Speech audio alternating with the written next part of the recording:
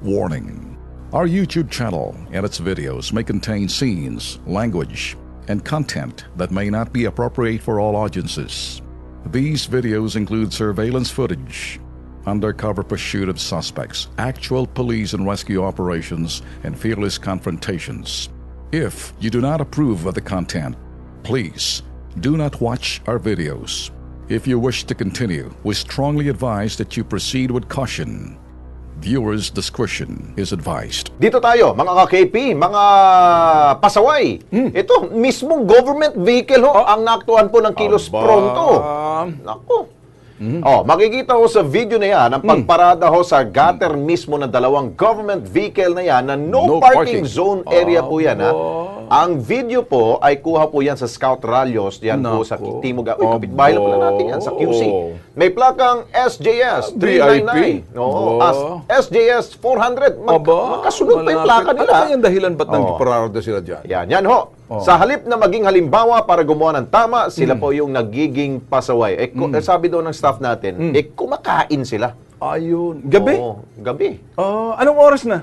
Dinner time. Mga dinner time? Dinner time. Malapit ba sa mga KTV bar yan?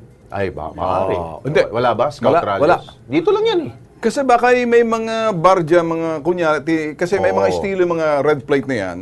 Pupunta sila magiinom at may mga girly joints sa tabi-tabi dyan. Naku. Ipaparada na sa malalayo.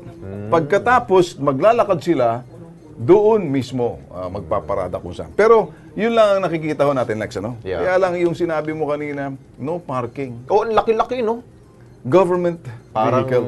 Parang kayo ho ay hindi magandang ehemplo ho sa ating pong mga kababayan dahil kayo mismo ho lumalabag po sa batas. Ito ho, ginawa ho natin ang research po mula sa Kilos Pronto team na nakatalaga pala ho yung mga government vehicles na yan. Kanino? Alam ba ho ninyo? Kanino? Kanino? Ito po ay nasa Caloocan City Hall. Nakarehistro po sa dalawang sasakyan na yan. At base ho sa record ng Land Transportation Office o LTO, ang dalawang sasakyan ay naka-issue daw ho kina Councilor. Ito na. Oy, Councilor, makinig kayo. Christopher Malonzo ng 1st District at Councilor L.A. Asistio ng 2nd District. Mga kilala, mga former mayor. Konsehal, sino may gamit na sasakyan nyo? Kayo ho o ang staff ninyo? Nako, dapat magpaliwanag ito, no?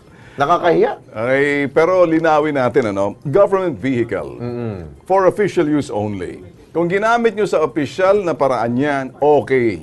Pero kung pumarada na kayo, doble banda, baka kasi hindi official lakad yan, ano? Capriccio lang. No parking zone pa. Ayun, laki-laki. Ngayon, ang kasalanan nyo, magala yung mga Kilos Pronto team. Nako. Talagang hinahalughog yung mga lugar na kapareho niyan kung sino matitira niyan. Kaya lang, kayong dalawang konsehal ngayon, Asistio. At ang sinasabing Malonzo, mga former mayors ito, siguro mga tatay ito mga anak itong konsehal. Malamang lang tingin natin dito sa ano natin. Ayan. Ay, sigurado hindi naman kukonsente nito ng mga dating mga alkalde ng Caloocan. Baka papagalitan itong mga anak na ito. Ay, palagay mo kaya? Oo naman. Mga kilalang alkalde yan, hindi naman nila sisirain. Pero para maganda dyan, pagsabihan ni Mayor Malapitan, siya yung mayor doon. Pagsabihan niya mga konsehal, mukhang mga bata yung mga konsehal na yan. Kaya Mayor Malapitan, pagsabihan mo yung mga konsehal na yan. Naka-assign yan sa mga konsehal. O kung sinong vice mayor dyan, pagsabihan. Dahil siya yung presiding officer. Kung official naman yung lakad na yan, okay lang. Pero sa susunod, pumarada kayo, wag doon sa sinasabing para kayong pasaway. May time mo kayo, yung mga konsehal na nabanggit.